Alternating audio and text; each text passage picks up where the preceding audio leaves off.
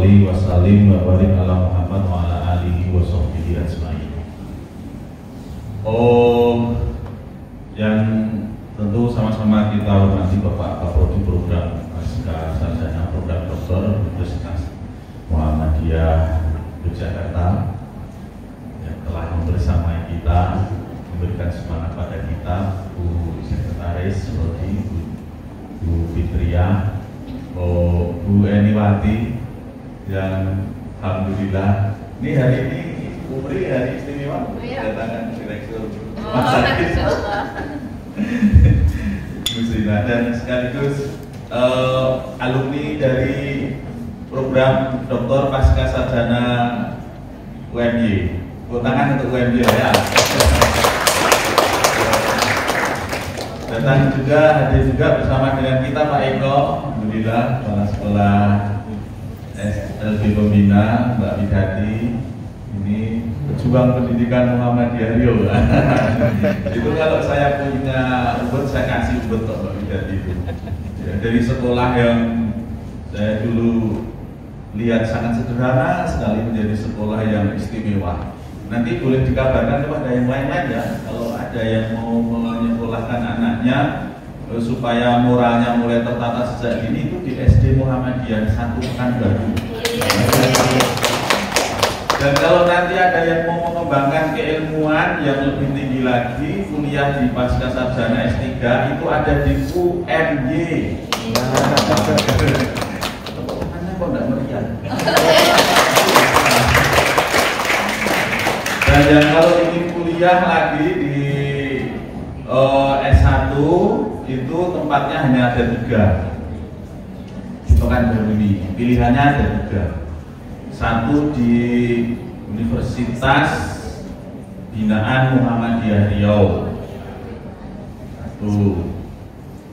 Yang kedua di UMRI. Yang ketiga di Universitas Muhammadiyah Riau. Sama aja. Gue ini ladininya mana ya, nanti setelah itu dininya. Saya bersyukur sekali hari ini kita dapat pencerahan, tapi dapat materi yang cukup komprehensif ya dari Bu Fitria tentang bagaimana mengatasi persoalan remaja yang saat ini memang soalan yang paling hit itu persoalan remaja ya. Tapi kadang-kadang saya juga agak kasihan loh Bu Fitria ya, karena remaja itu selalu menjadi tudingan, sasaran. Kalau nakal itu pasti remaja. Pak Eko nakal itu enggak. Orang tua itu enggak pernah nakal. Ya, padahal ya belum tentu juga ya. Tadi sampaikan Bu Fitria juga ya. Padahal kan remaja itu sebenarnya belajar ya dari orang tuanya. Dari orang dewasa gitu. Nah, tapi selalu remaja yang ditempatkan sebagai pihak yang selalu nakal, kurang ajar, apalagi susah diatur, apalagi ini remaja tidak merasa nakal ya di sini ya. Ini remaja baik-baik semuanya. Tapi nampaknya kalau materi tadi sudah disampaikan Bu Fitria sangat komprehensif ya, itu sudah jami mani. Sudah lengkap semuanya. Nanti saya hanya bisa memberikan penguatan-penguatan saja nanti dari beberapa aspek saja. Tapi sebelumnya perlu kita juga dengarkan lah. Kalau dari kawan-kawan remaja ya, kalau mahasiswa ini kan masih remaja ya. Belakang masih depan ini juga masih remaja. Remaja terlangsung. Remaja kadaluarsa. Tapi di belakang-belakang ini masih ada remaja, masih mahasiswa. Kalau boleh jujur ya, supaya ini tidak dari kami aja yang ngomong ya. Coba Anda bisa ungkapkan ya. Sebenarnya yang kalian merasa sulit sekali dengan mengikuti apa yang dikehendaki oleh orang tua yang tanda kutip mereka adalah kelompok manusia yang paling bermoral top. Kira-kira apa yang Ada satu atau dua dari mahasiswa. Biasanya Rizky yang ngomong biasanya. Rizky ini aktivis Muhammadiyah luar biasa.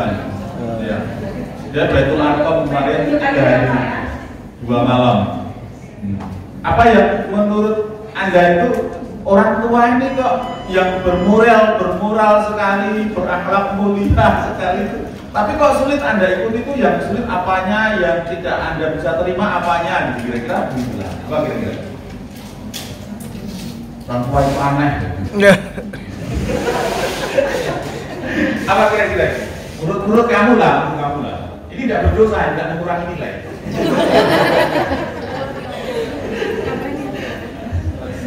Ya. Assalamualaikum warahmatullahi wabarakatuh. Assalamualaikum warahmatullahi wabarakatuh. Perkenalkan, saya Muhammad Rizky, mahasiswa Sekolah Islam, Fakultas Studi Islam, Universitas Muhammadiyah Riau, angkatan 8. Oh, angkatan, pelan aja ngomong angkatan. Dari wajahmu kami sudah tahu. Mohon izin untuk menyampaikan pendapat saya pribadi mengenai ruang lingkup antar anak dengan orang tua. Ya. Menurut saya, yang saya alami, lingkup dari kedekatan saya dengan orang tua lebih dengan ibu dibanding dengan ayah. Oh, dengan ibu ya. Secara jujur, Ya. secara realita kehidupan yang saya alami. Kenapa kok begitu? Ayahmu jahat.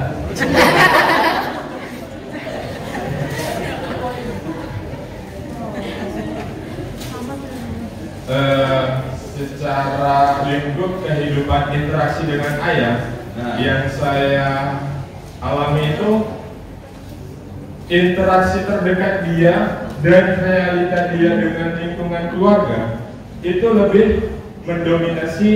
Yang namanya untuk orang lain itu lebih unggul dibandingkan kedekatan dengan keluarga sendiri. Versi ayah. Iya. Oh ya, ini para ayah dengarkan.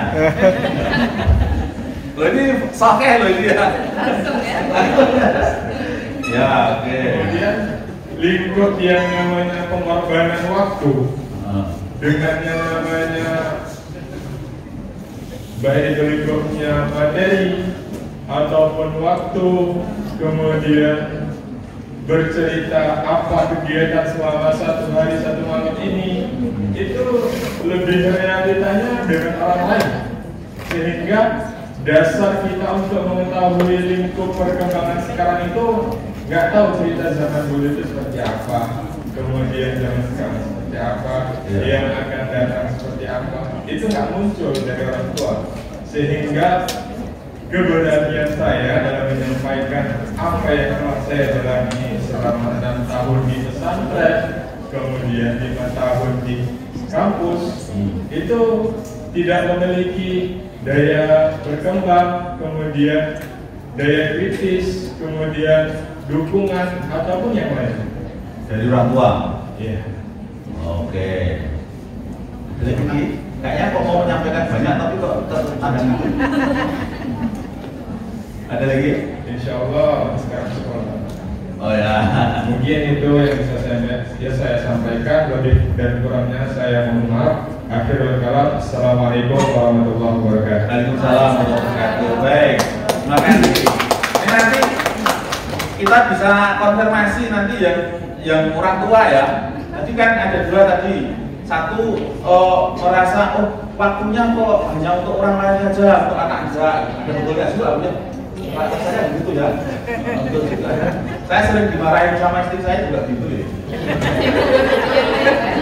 Ngurusin istri orang, gitu daripada ngurusin anak sendiri. Istri orang maksudnya konselor, konsultasi, pengajian, gitu. Jangan salah tangkap ya. Ya kan? Kemudian yang kedua tentang penghargaan ya, tentang penghargaan bagaimana remaja itu diberikan. Saya sudah pesantren sudah 12 tahun depan, gitu kan? Itu kok tidak pernah mendapat penghargaan kamu bagus itu tidak pernah ya. Bahkan paling-paling kalau pulang apa mau minta uang ya. Oke, ada lagi dari mahasiswi supaya ini kita ngomong supaya tahu perasaan remaja itu ternyata seperti itu gitu ya. Ternyata butuh perhatian gitu. Tidak cuma mak-mak, ternyata remaja juga butuh perhatian. Yang mahasiswi silakan. apa sesuatu yang menurut Anda itu kok tidak bisa Anda terima dari orang tua itu? Atau mungkin bahkan menurut Anda itu aneh, orang tua aneh ya? Bu Nurliana ya, merasa sudah tua ya? Ini Bu Dokter kita dari alumni UMY juga Pak. Alumni. Dan Bu Nurliana ini 2 orang laki-laki. Suami istri. Suami istri itu dokter UMY semuanya. Ya, ada juga orangnya. Dan dua-duanya dokternya 2 Pak. Oh gitu, double. Silakan, ya. Siapa namanya? Assalamualaikum warahmatullahi wabarakatuh. Waalaikumsalam warahmatullahi wabarakatuh. Nama saya Abdullah Hanifani. Ya. Mahasiswi dari Psikologi Islam. Wih, psikologi Islam ya. Angkatan 2021. Oke. Hal yang nggak bisa saya terima dari penyampaian dari orang tua saya, Pak. Oh, cara komunikasi. Iya. Kalau cara komunikasi Pak Santoso? Ya, terus. Cara komunikasi dengan orang tua itu aja sih Pak yang kurang tadi. Oh gitu. Kalau uangnya sebelah. Jelasnya gimana? Komunikasinya gimana? Yang tidak Anda sukai itu dengan ayah atau dengan ibu? Dengan ibu sih lebih. Oh, dengan ibu berbeda dengan Rizky ya. Kedekatan saya lebih dekat dengan bapak daripada ibu. Ya, that's right. Terus? Terus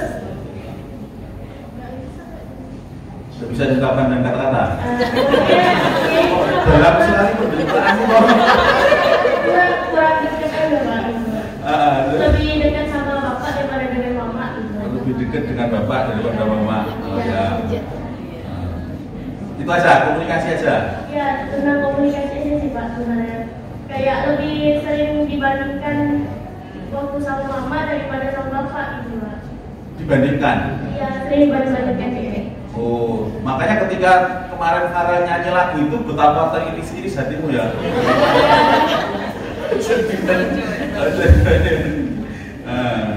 Sudah. Ada lagi sih Pak sebenarnya. Oh boleh ya.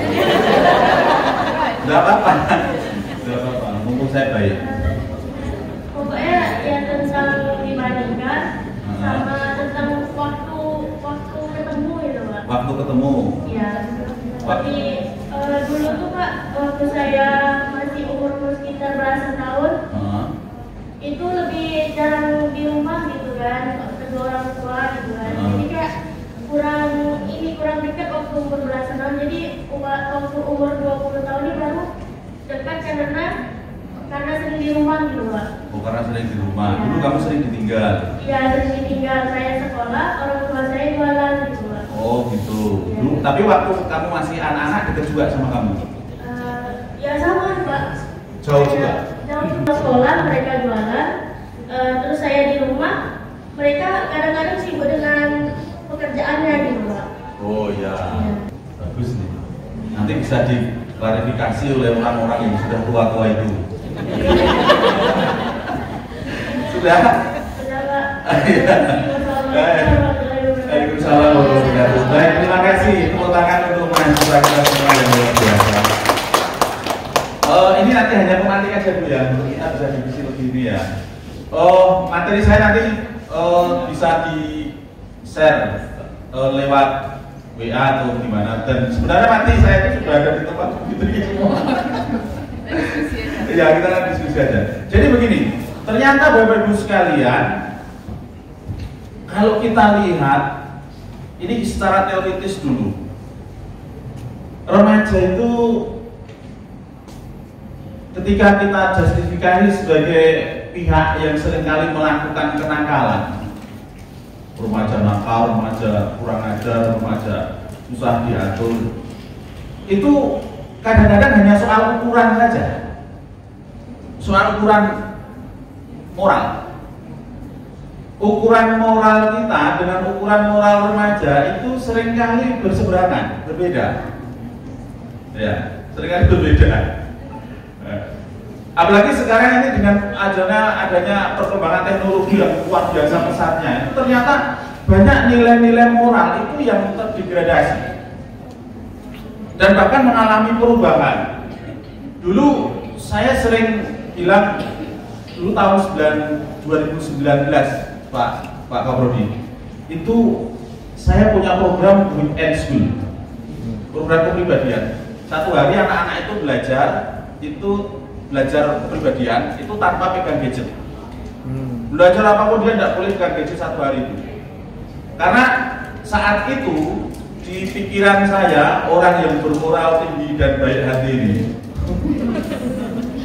itu anak-anak yang suka pegang gadget itu akan memiliki nilai moral yang rendah. Dia menjadi tidak antusias pada lingkungan, tidak ramah dengan kawan lain, dia menjadi malas bersosialisasi dan sebagainya. Tapi kemudian kan ketika COVID datang, 2020 awal COVID datang, itu kan berubah itu nilai moral itu.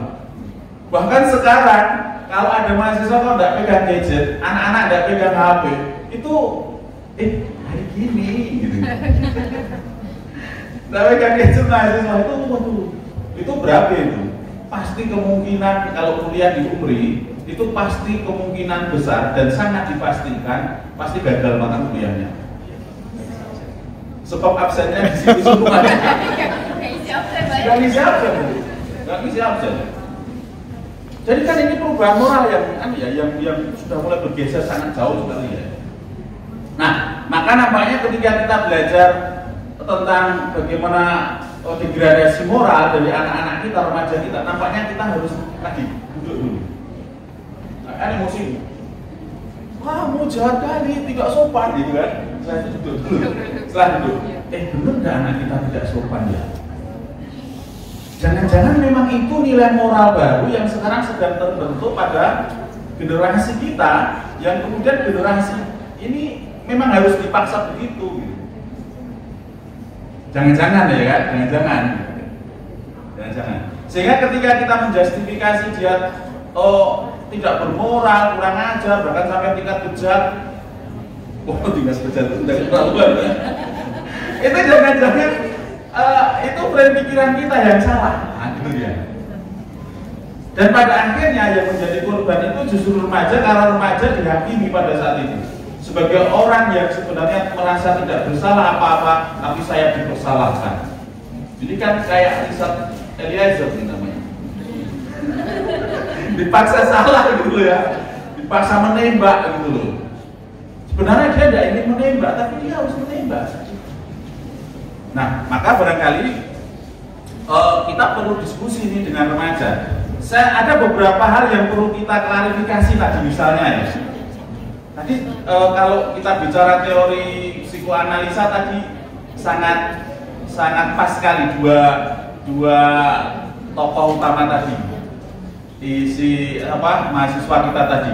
Saya lebih dekat dengan ibu si Rizky kan, yang sana saya lebih dekat dengan bapak. Ini kalau di psikoanalisis kan, teori apa namanya tuh? Teori Oedipus kompleks kan.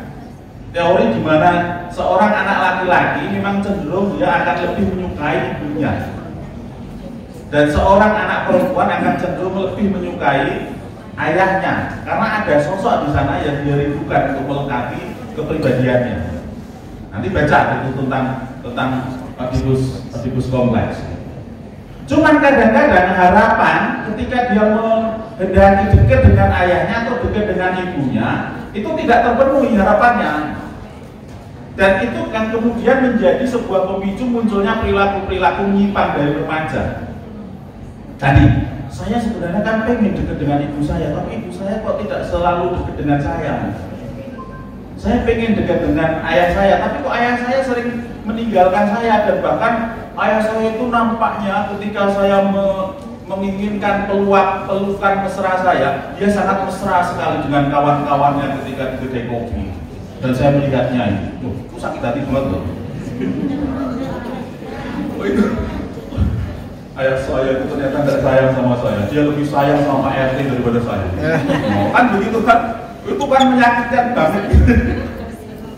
Dan akhirnya ya dia mencari kasih sayang di tempat lain, yang dalam hal itu kemudian mengarahkan dia kepada perilaku yang tidak baik dalam tanda kutip.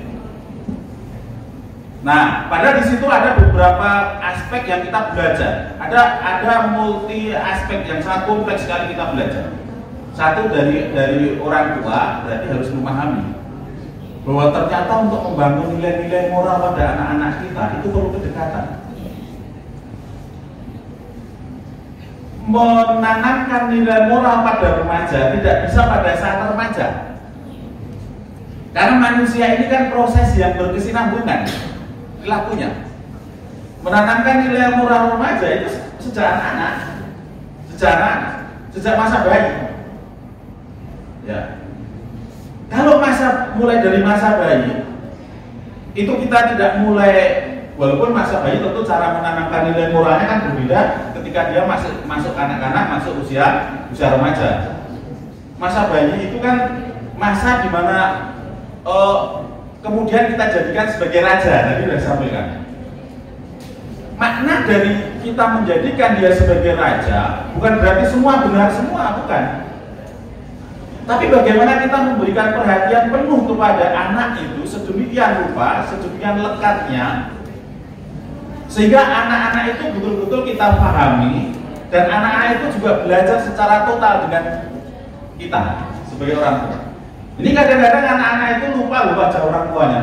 Orang tuamu mana? Karena sudah 3 kali puasa, 3 kali lebaran tidak pulang-pulang. Iya, Bang Toyib. Jadi jangan harap kita akan, ketika anak kita sudah remaja, kita akan katakan sesuatu nasihat dan dia akan segera menurut apa yang kita katakan. Kalau sejak kecil dia sudah jauh, kita sudah jauh dengan dia. Sebab dalam psikologi ada dimensi trust, kepercayaan, kepercayaan dasar. Yang kepercayaan dasar itu akan terbangun apabila sejak kecil kita ini punya kelekatan dengan dia. Oh, saya kemarin punya pelihara burung hantu. Memang burung hantu. Saya bukan punya burung hantu. Saya pelihara sejak kecil, sejak masih belum punya burungnya dan memang kayak hantu betul, menakutkan betul burung hantu waktu kecil. Waktu sudah remaja, seremaja Pak Miftah gitulah kira-kira. Itu luar biasa Pak. Saya terbangkan malam gitu, nanti saya pakai motor jalan gitu. Dia 3 hari nggak pulang Pak. 3 hari nggak pulang. Pas saya jalan-jalan pakai motor tiba-tiba Pak, hingkap di pundak. Dan mudah sekali saya arahkan, saya kasih makan, dia mau makan, saya tunjuk ke situ, dia bisa terbang ke situ. Kenapa? Karena ada kelekatan dan ada trust. Kenapa kok tidak hinggap ke pundaknya Pak Eko? Ya karena tidak ada trust dengan Pak Eko. Sama misalnya kalau anak autis, anak berbukan itu sama juga, ini Pak Eko, ini ahlinya itu.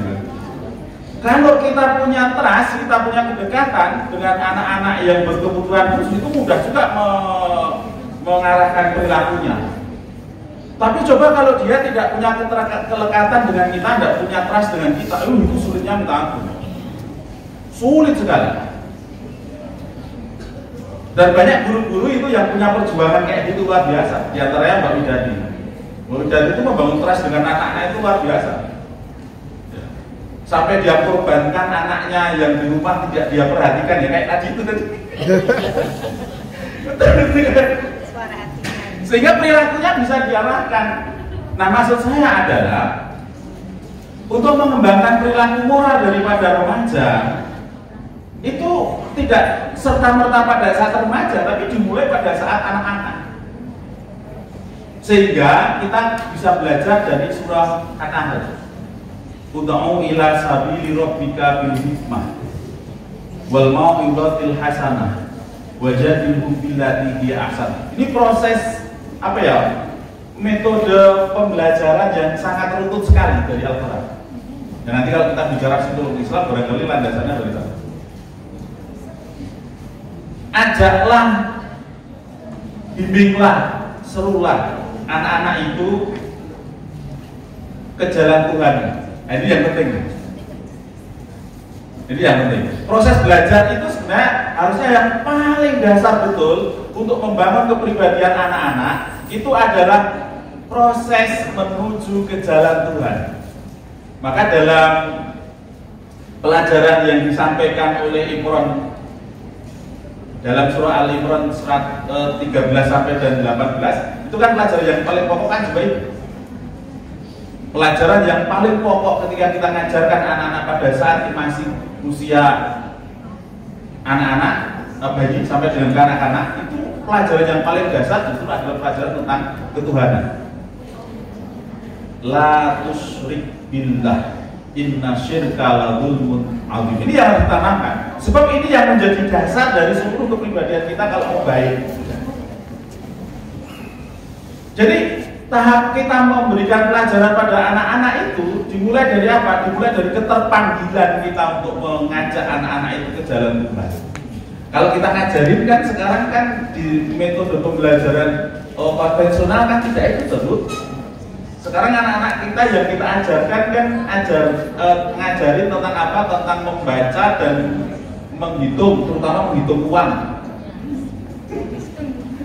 Calistung ya kan, baca, menulis, berhitung. Tapi tentang ketuhanan apa yang kita ajarkan? Oh malah jauh.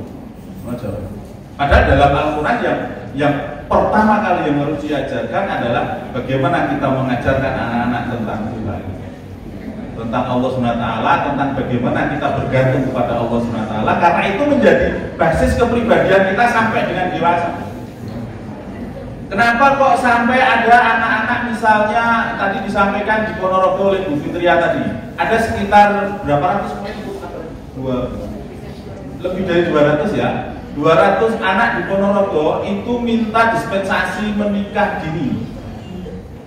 Itu rata-rata usia SMP SMA menikah dini. Ya, kalau Pak Debrison dulu menikah dini kan?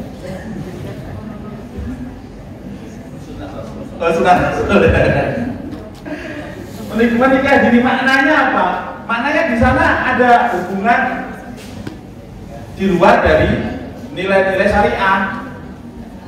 Jadi kalau ada anak-anak yang dia berada dalam usia sudah remaja, masa pubertas, di mana ada dorongan seksual yang mulai tumbuh secara biologis, ya.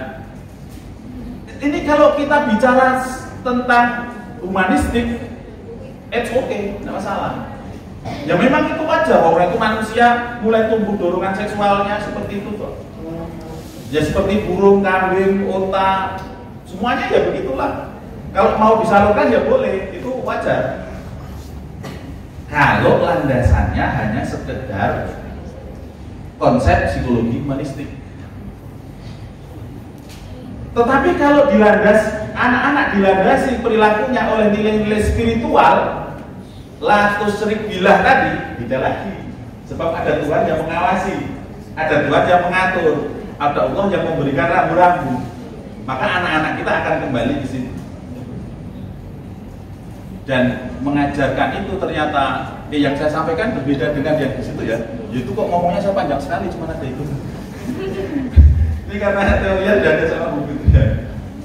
Jadi yang pertama kali yang harus kita ajarkan pada anak-anak ternyata adalah kita harus dekat anak-anak dengan kata-kata yang baik. Ud'u ila sabili rabbika bil hikmah. Ajaklah anak-anak itu dengan kata-kata yang baik. Mengajak dengan kata-kata baik itu kan tidak mungkin dengan jauh-jauhan kan Bu? Pasti dengan deket-deketan kan? Ayo makan yang baik kan gitu kan? Ayo ngomong yang baik gitu kan? Kalau jauh kan tidak. Ngomong yang baik jauh. Kan ada jauh. Pasti kalau kata-kata itu hikmah, kata-kata itu benar hikmah dalam surah An-Nisa ayat yang ke-9 itu dengan kata-kata yang sadidah, qaulan sadidah. Itu pasti dekat itu. Mengindikasikan kalimat itu dekat. Kita dekat dengan anak. Nanti kalau sudah naik ke tingkatan anak-anak, itu tidak lagi dekat Bu. wal mau'izatil hasanah, dan berikan kepada dia contoh yang baik. Kalau sudah contoh kan berarti berjarak antara dia dengan kita. Kalau kita mau mencontohkan cara menendang bola, kita tidak menempel dia, tidak, tapi kita berjauhan. Tengok cara ayah menendang bola, berjauhan. Sudah mulai jauh. Tetapi jauhnya kita bukan meninggalkan kayak ayahnya si Rizky tadi yang 2 kali puasa, 2 kali lebaran, dan pulang-pulang tadi. Jauhnya kita tidak terlalu jauh, tapi jauhnya kita adalah supaya anak-anak kita bisa memandang dan bisa melihat perilaku kita. Nanti kalau sudah masuk usia remaja, baru tadi Bu Fitria juga sampaikan tadi, mulai ada diskusi. Wal mau'izatil hasanah wajadilhum billati hiya ahsan, dan ajaklah anak-anak itu kemudian untuk berdiskusi, berdialog.